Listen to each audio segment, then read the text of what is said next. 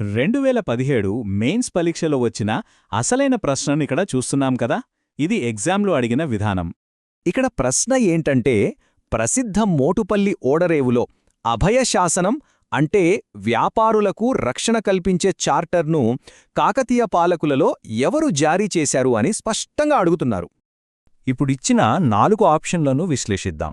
గణపతిదేవుడు, రుద్రాంబ, అమ్మదేవుడు, ప్రతాపరుద్రుడు. రుద్రాంబ అలాగే ప్రతాపరుద్రుడు కాకతీయ సామ్రాజ్యాన్ని ఎంతో గొప్పగా పాలించారు. కాని ఈ అభయశాసనంతో వాళ్లకు సంబంధం లేదు. కాబట్టి సరైన సమాధానం ఆప్షన్ 1 గణపతిదేవుడు. అస్సలు ఈయన ఈ శాసనం ఎందుకు వేయించాడో తెలుసా? ఈ అభయశాసనమనేది గణపతిదేవుని అద్భుతమైన ఆర్థిక వ్యూహం.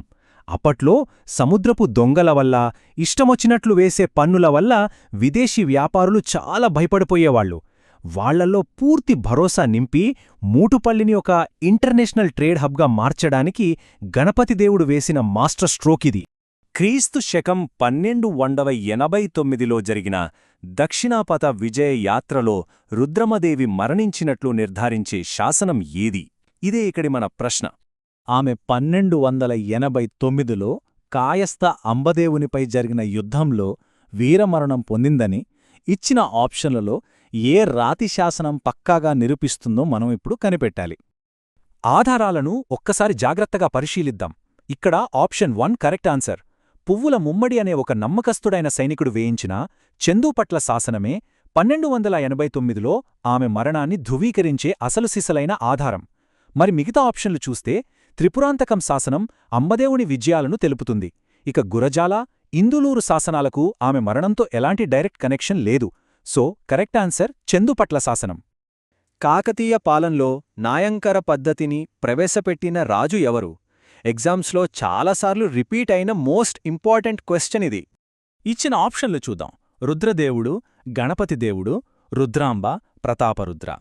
ఈ పద్ధతికి మూలాలు అంతకు ముందే అంటే గణపతిదేవుని కాలంలోనే ఉన్నప్పటికీ చరిత్రకారులు మాత్రం దీని క్రెడిట్ అంతా ఆప్షన్ 3 అయిన రాణి రుద్రాంబకే ఇస్తారు. రాజ్యంలో తిరుగుబాట్లను అణచివేసి అధికారాన్ని తన చేతుల్లోకి తీసుకోవడానికి ఈ నాయంకర పద్ధతిని అఫీషియల్గా ప్రవేశపెట్టింది ఆమె. అసలు ఈ పద్ధతి ఎలా పనిచేస్తుందంటే, రాజు లేదా రాణి తమకు నమ్మకస్తులైన నాయకులకు నాయంకరం అనే పేరుతో కొన్ని భూములిస్తారు. వాళ్ళు ఆ భూమిపై పన్నులు వసూలు చేసుకుంటూ బదులుగా కొంత సైన్యాన్ని మెయింటైన్ చేయాలి. యుద్ధం వచ్చినప్పుడు ఆ సైన్యాన్ని రాజుకి పంపాలి. సింపుల్గా చెప్పాలంటే, రాజు డైరెక్ట్గా సైన్యాన్ని పోషించే రిస్క్ లేకుండా భూమి హక్కులు ఇచ్చి సైనిక రక్షణను గ్యారంటీ చేసుకునే ఒక అద్భుతమైన డీసెంట్రలైజ్డ్ మిలిటరీ స్ట్రాటజీ ఇది. అసలు గద్యాణం లేదా మాడ అంటే ఏంటి? ఆ కాలం నాటి ఎకనామిక్ టర్మ్స్కి కరెక్ట్ మీనింగ్ ఏంటో మనం ఖచ్చితంగా తెలుసుకోవాలి. ఈ పదాల అర్థం చిన్న చిల్లర నాణేలా, కాకతీయులు ముద్రించిన బంగారు నాణేలా, వెండి నాణేలా లేక రాగి నాణేలా? ఈ ఆప్షన్ల నుంచి మనం సరైనది కనిపెట్టాలి. దీనికి ఆప్షన్ 2 తిరుగులేని సరైన సమాధానం. గద్యానం లేదా మాడ అంటే కాకతీయులు ముద్రించిన ప్యూర్ గోల్డ్ కాయిన్. ఇవి ఆప్షన్ 1 చెప్పినట్లు చిన్న చిల్లర కాదు, లేదా వెండి, రాగి నాణేలు అంతకన్నా కాదు. ఆనాటి కాకతీయ సామ్రాజ్యం ఎంత రిచ్గా ఉండేదో, వాళ్ల ఇంటర్నేషనల్ ట్రేడ్ నెట్వర్క్స్ ఎంత స్ట్రాంగ్గా ఉండేవో చెప్పడానికి ఈ ప్రామాణికమైన బంగారు నాణేలే నిదర్శనం. క్రీస్తు శకం 1250 నాటికి మన రామాయణ ఇతిహాసాన్ని మొదటిసారిగా తెలుగు భాషలోకి అనువదించింది ఎవరు? ఇది క్వశ్చన్. ఆప్షన్లు చూస్తే గోనా బుద్ధారెడ్డి, రంగనాథ, తిక్కన, భాస్కర అని ఉన్నాయి. తిక్కన, భాస్కర ఇద్దరూ తెలుగు సాహిత్యానికి అమూల్యమైన సేవలు చేసిన గొప్ప కవులే అనడంలో ఎలాంటి డౌటు లేదు. కాని రామాయణాన్ని ఫస్ట్ టైం స్వచ్ఛమైన తెలుగులోకి అనువదించిన ఘనత మాత్రం ఖచ్చితంగా ఆప్షన్ 1 గోనా బుద్ధారెడ్డి గారికే దక్కుతుంది. ఇక్కడ ఒక విషయం బాగా గుర్తుపెట్టుకోవాలి.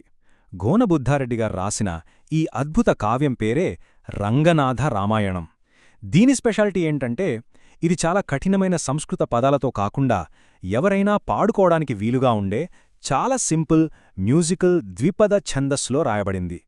మన గొప్ప రామాయణ ఇతిహాసాన్ని డైరెక్ట్గా సామాన్య ప్రజలందరికీ దగ్గర చేసింది ఈ కావ్యమే.